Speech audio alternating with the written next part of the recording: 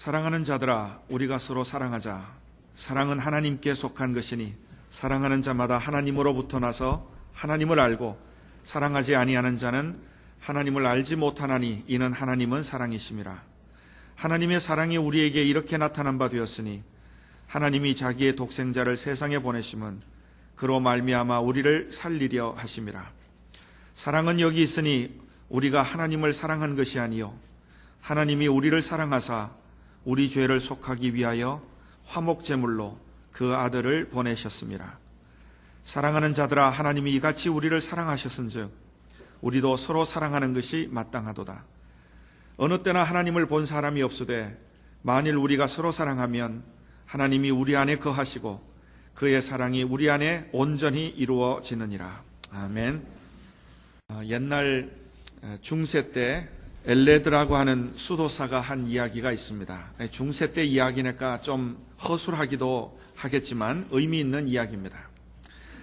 야곱이라는 유대인이 어릴 때 스페인에 이민 가서 살다가 이제 다 커서 이스라엘로 돌아왔습니다. 역이민을 했다는 이야기입니다.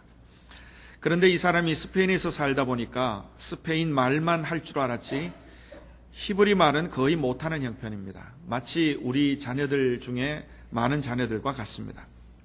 그래도 믿음이 아주 독실하니까 회당에 가서 설교를 듣는데 히브리 말로 설교를 하니까 무슨 말인지를 통 알아듣지를 못합니다. 그래도 몇 마디 알아들은 게 있는데 하나님, 또 빵 먹는다, 헌금한다, 뭐 이런 단어들 정도입니다. 그래서 혼자 곰곰이 설교 내용을 추리하기를 시작합니다. 그리고는 하나님께서는 헌금할 때 빵을 드려도 하나님께서는 그 빵도 받아 드시는가 보다 하고 생각합니다. 마치 옛날에 우리 한국에서도 헌금 대신에 쌀을 드렸던 것과 똑같습니다. 그래서 매주일마다 빵을 구워서 제단에 드리면서 그렇게 몇 달이 지나갔습니다.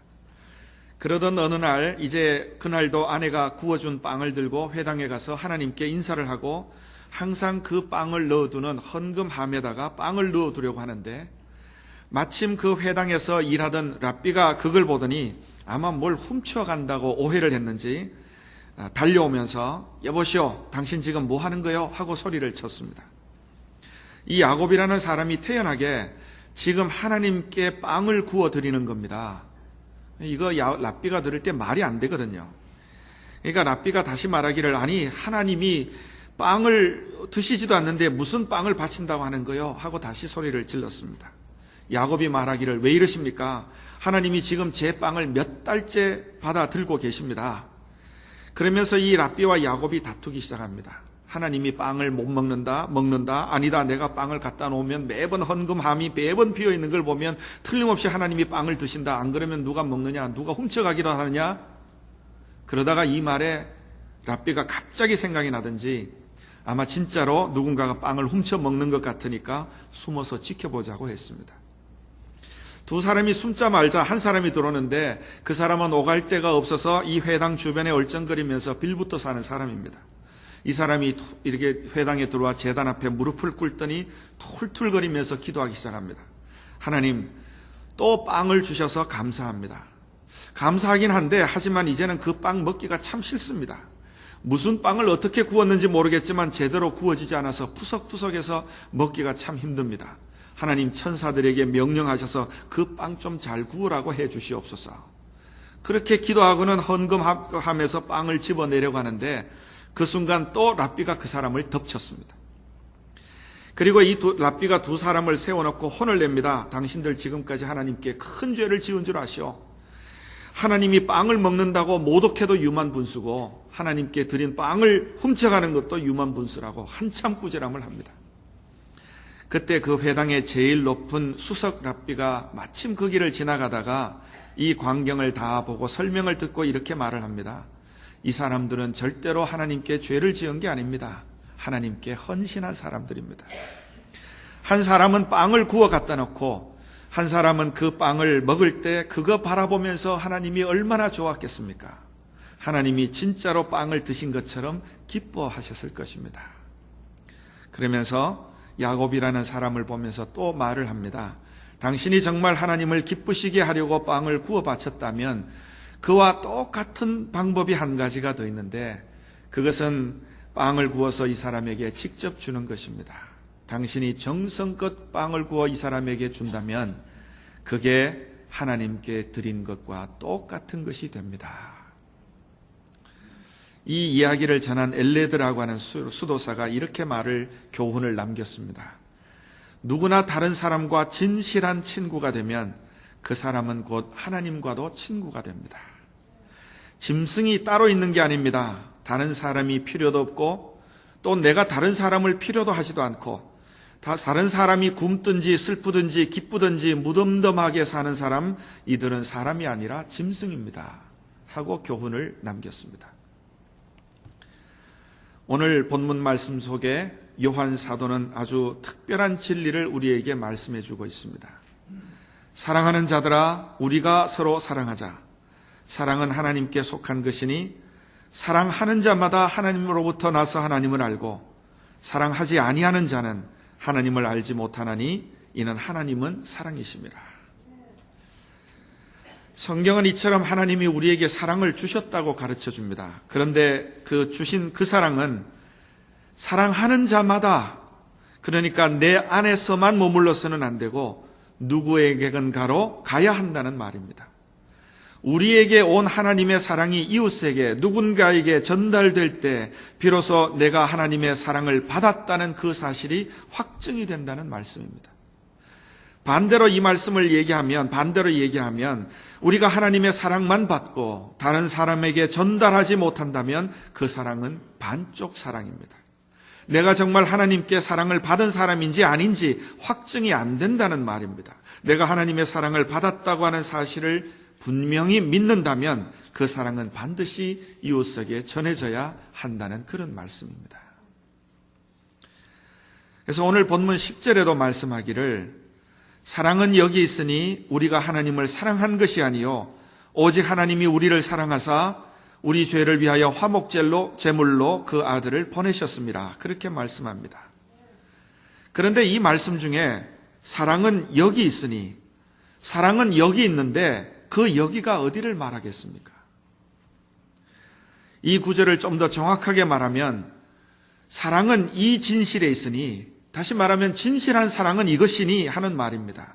과연 진실한 사랑이 어떤 거겠습니까? 하나님의 그 진실한 사랑은 보내셨습니다 하는 그 말입니다.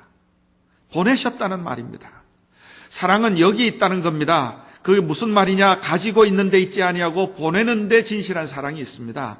하나님이 우리를 사랑하셨습니다. 그런데 그 사랑이 하나님 안에 그대로 있는 게 아니라 그 아들을 화목제물로 우리에게 보내주신 거기에 하나님의 사랑의 진실이 있다는 이야기입니다.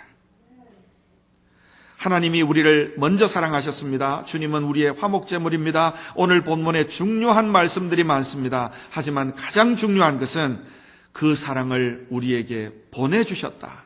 우리에게 독생자를 화목제물로 주셨다. 이게 하나님의 진실한 사랑입니다. 그래서 우리가 사랑의 본질을 말로 할 때 어떻게 말할 수 있느냐? 사랑은 물과 같다고 말할 수 있습니다. 사랑은 물과 같이 흘러가야 하는 겁니다. 물이라는 것은 자기가 채울 그릇만 있으면 언제든지 흘러가서 채우는 게 물입니다. 물이 스스로 생각하기를 내가 좀 내려가 볼까? 그럴 때 내려가고, 물은 안 내려가고 싶다면 안 흘러 내려가고, 그런 게 아닙니다. 사랑도 마찬가지입니다. 사랑이라는 건 내가 내 마음대로 조절하는 게 사랑이 아닙니다. 내가 주고 싶으면 주고 안 주고 싶으면 안 주는 거, 이게 사랑이 아닙니다. 내 사랑을 필요로 하는 것이 있다면 물처럼 자연스럽게 흘러가는 거, 어쩌면 나도 모르게 흘러가 버리는 거, 그게 사랑입니다. 만약에 내 사랑을 필요로 하는 곳이 있는데도 흘러가지 않는다고 하면 그건 진짜 사랑이 아니라는 걸 증명하는 게 됩니다. 왜냐하면 사랑은 애초부터 내 속에서 생겨난 게 아니고 하나님이 내게 흘러보내 주셨기 때문입니다. 이 사실을 우리가 잘 생각해야 합니다. 그리고 본문에서 또 하나 중요한 단어는 우리라고 하는 말입니다. 오늘 이 요한 사도께서 전해주시는 말씀은 단순히 너와 나 1대1의 사랑만을 말하는 게 아니라 우리 전부에게 있는 사랑을 이야기합니다. 그러니까 한 사람 한 사람 사랑, 여기 이 사람과의 사랑은 뜨겁고 저 사람과의 사랑은 덜 뜨겁고 차갑고 그런 말이 아니고 우리 모두가 다 하나님의 사랑으로 한 덩어리가 된다는 얘기입니다. 주님이 우리에게 사랑을 주셔서 사랑을 받은 우리 모두가 다 함께 한 덩어리가 되고, 그리고 이 사랑 덩어리가 또 다른 세상에 가서 다른 사람과 다 함께 한 사랑의 한 덩어리가 되고, 사도 요한께서는 이런 사랑의 큰 덩어리를 이루는 환상을 보면서 이 비전을 가지고 지금 이 말씀을 기록하고 있습니다. 그래서 말하기를 우리가 서로 사랑하자 하고 말하고 있는 것입니다. 오늘 본문 말씀 뒤에 요한일서 4장 20절에도 이렇게 말씀하고 있습니다. 보는 바 그 형제를 사랑하지 않는 자는 보이지 않는 하나님을 사랑할 수 없느니라, 그렇게 말씀합니다. 여러분 좀 가슴 찔리지 않습니까? 이 형제라고 하는 말은 막연한 형제를 말하는 게 아닙니다. 내 눈에 보이는, 내 옆자리에 앉아서 지금 같이 예배드리는, 그리고 함께 이웃하고 살아가는, 함께 일하는, 그래서 나와 함께 삶의 현장을 나누는 사람을 사랑하지 않고 무슨 하나님을 사랑한다는 말이냐, 그렇게 지금 우리에게 말하고 있습니다. 이와 관련해서 디모데전서 5장 8절에는 이런 말씀이 있습니다. 누구든지 자기 친족, 특히 자기 가족을 돌보지 않는 사람은 믿음을 배반한 자요 불신자보다 더 악한 자니라. 이 말씀은 그리스도인의 가정생활에 관한 말씀이기도 하지만 깊이 생각해보면 믿음의 한 가족된 우리 교회를 향한 말씀이기도 합니다. 또 이 말씀 속에서도 중요한 게 무슨 말이겠어요? 돌본다는 단어가 중요합니다. 자기 가족을 돌보지 않는 사람, 돌본다는 단어가 중요합니다. 우리가 돌본다 하는 단어가 무슨 뜻인지 잘 알고 있습니다. 뭔가 필요가 있는 사람, 아픈 사람, 도움이 절실한 사람, 이런 사람을 돌본다는 뜻의 말입니다. 그런데 또 다른 뜻은 나같이 생각한다 하는 뜻을 가진 단어입니다. 예를 들어 아픈 사람이 있으면 그 아픈 사람을 나 자신인 듯이 생각한다는 말입니다. 그래야 내가 내 아픔을 돌보듯이 돌볼 수 있지 않겠습니까? 또 뭔가 좀 잘못한 사람이 있으면 그 사람이 잘못한 것은 내가 잘못한 듯이 생각하는 겁니다. 그래야 무작정 비판만 하지 않고 뒷소문 내지 않고 내가 나를 이해하듯이 그를 이해하고 돌볼 수 있다는 말입니다. 이거 굉장한 뜻의 말입니다. 그런데 굉장한 뜻의 말이라서 그런지 저도 가슴이 찔리고 아마 여러분도 가슴이 찔릴 것입니다. 그래서 사실 이 말씀을 나같이 생각한다, 이 뜻을 말씀드리고 싶지 않았지만 그래도 하나님의 말씀은 전해야 되는 하나님의 말씀입니다. 그러니 만약 도움이 필요한 사람이 있는데 그를 외면하는 것은 내가 나를 돌보지 않는 것이 되는 것입니다. 그의 약점을 감싸주고 허물을 덮어주지 아니하고 남을 비판하거나 그에 대한 뒷소문을 퍼뜨리거나 한다면 그건 내 얼굴에다 대고 내가 욕하는 것이 된다는 겁니다. 왜냐하면 그건 돌보는 게 아니기 때문입니다. 아무리 내가 하나님을 사랑한다고 예배드려도 내 사랑하는 믿음의 가족을 나같이 생각하지 않으면 내가 믿음이 있다고 말할 수 있느냐? 한마디로 그렇지 않다. 지금 디모데전서 5장 8절의 말씀이 우리에게 말씀하고 있습니다. 어떻게 생각하면 참 엄중한 말씀입니다. 1800년경에 영국에 쉐클턴이라고 하는 유명한 탐험가 한 분이 있었습니다. 이분이 남극의 극점을 찾는 탐험을 성공적으로 마치고 런던에서 기자회견을 하고 있었다고 합니다. 당시로서는 남극의 극점을 찾는다는 건 화성에 사람이 착륙했다는 것만큼 거대한 이야기입니다. 이제 남극 탐험에 대한 많은 이야기를 하는 중에 단순하지만 아주 중요한 이야기가 하나 있었습니다. 여러 날을 탐험하다가 이제는 지쳐서 캠프로 돌아오는 길이었는데 지칠 대로 지쳤는데 엄청난 악천후를 만났다고 합니다. 바람이 불고 눈이 내리고 기온이 떨어지는데 이거 꼼짝없이 다시 더 이상 캠프를 향해서 전진하지 못하고 어느 바위 모퉁이 이 곁에다가 텐트를 쳤습니다.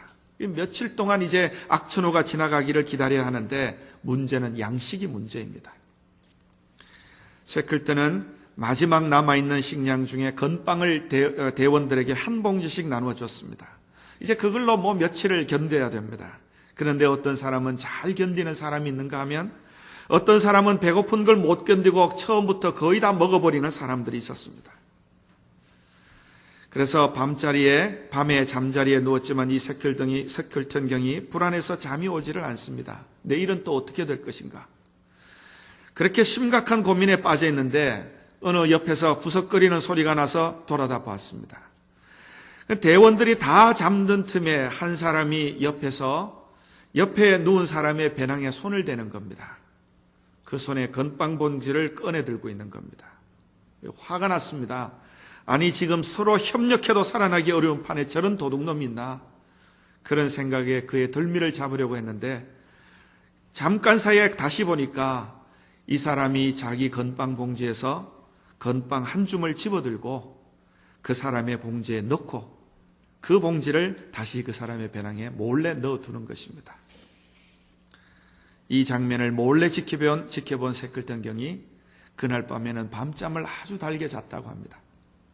왜냐하면 그 사람이 있는 한, 그런 사람이 있는 한 우리는 다 함께 살 수 있겠다는 신념이 생겼기 때문입니다. 그런 얘기를 하니까 기자들이 그 사람이 누구냐고 다그쳐 물었습니다. 그런데 세클턴경은 대답하지 않았습니다. 왜냐하면 그것은 하나님과 그 사람의 거룩한 관계였기 때문입니다. 오늘 우리 속에도 서로 돌보는 이 믿음의 회복이 필요합니다. 날마다 필요합니다. 매년 필요합니다. 교회 안에는 어느 경우에나 많은 일이 있고 많은 이야기들이 있지만 다른 어떤 것보다는 내 성도들을 깊이 사랑하고 서로 함께 사랑이 흘러가도록 하는 것, 이것이 가장 중요하다는 말씀입니다. 이 사실이 이렇게 중요하기 때문에 갈라디아서 5장 6절에서도 이렇게 말씀하고 있습니다. 대단히 중요한 말씀입니다. 그리스도 예수 안에서는 할례나 무할례나 효력이 없으되 사랑으로서 역사하는 믿음뿐이니라. 여러분, 참 중요한 말씀입니다. 초대 교회 안에서 예수를 믿었어도 유대인처럼 할례를 받아야 된다, 안 받아도 된다, 이런 싸움을 할 때 바울 사도가 전한 말씀은 할례나 무할례나 그게 교회에서 중요한 것이 아니라, 그게 교회를 이루는 게 아니라 믿음 안에서 사랑이 힘차게 운동할 때, 내 믿음의 가족을 진심으로 돌볼 때 그때 교회가 교회다워진다, 그렇게 말씀하고 있습니다. 반대로 아무리 하나님을 사랑한다고 해도 흘러나가지 못하는 사랑, 형제를 나같이 생각하고 돌보지 못하는 사랑, 그 사랑은 하나님의 사랑을 진짜로는 알지 못하는 반쪽 사랑이라는 얘기입니다. 여러분, 하나님은 사랑이십니다. 그런데 그 사랑이 어떻게 나타나느냐? 우리를 친자식같이 여겨주시고 독생자를 아끼지 아니하실 만큼 우리를 돌보시는 것으로 나타났다는 말씀입니다. 예수님은 어떻게 우리를 사랑하셨느냐? 하나님의 그 사랑을 알고 자신을 희생하시기만큼 십자가의 길을 묵묵하게 걸어가심으로 우리에게 사랑을 나타내 주신 것입니다. 이제 우리가 깊이 생각해야 합니다. 바울 사도의 말씀대로 우리는 평생 갚아도 갚을 수 없는 사랑을 하나님께로부터 받았습니다. 하늘의 보좌를 버리고 이 땅에 오시고 십자가에서 몸을 상하시고 우리를 위해서 자기 목숨까지 내어주신 그 사랑은 우리가 평생 갚아도 다 갚을 수가 없습니다. 오늘은 종료주일이고 그리고 이제 한 주간 바로 그 예수님이 우리를 위해 걸어가신 십자가의 길, 그 마지막 시간을 우리는 다시 묵상하고 보내게 됩니다. 그러니 성도 여러분, 하나님이 우리를 위해 독생자를 보내주신 것으로 하나님의 사랑이 나타났으니 이번 주간 그 사랑을 다시 깨닫고 경건하게 살도록 해야 합니다. 우리도 그 사랑으로 내 믿음의 가족을 돌보는 그런 교회가 되도록 해야 합니다. 어느 때나 누구나 우리 교회 안에서는 하나님의 사랑이 우리 안에 거하는 그런 교회, 그런 성도 되도록 우리의 마음, 우리의 믿음의 결심을 굳게 하고 흘러내는 그 사랑, 생명 있는 사랑을 가지고 사는 그런 교회와 성도 되시기를 진심으로 기원합니다. 기도하시겠습니다. 이 시간 기도하실 때 하나님이 우리에게 독생자를 아끼지 아니하고 보내주신 그 사랑, 주님이 우리를 위해서 모든 것을 다 내어주신 그 사랑, 그 사랑을 마음에 다시 깊이 생각하며 기도하시기를 바랍니다.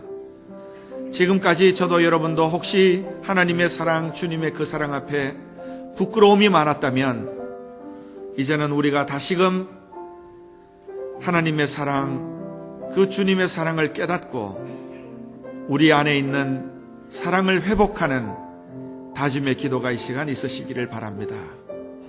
이제 한 주간 하루하루 주님이 걸어가신 마지막 십자가의 길을 묵상하며 그 은혜가 얼마나 큰지를, 그 사랑이 얼마나 귀한지를 알고 우리도 그 그리스도의 십자가의 길을 따라가기를 굳게 결심하는 그런 믿음의 기도가 이 시간 있으시기를 바랍니다.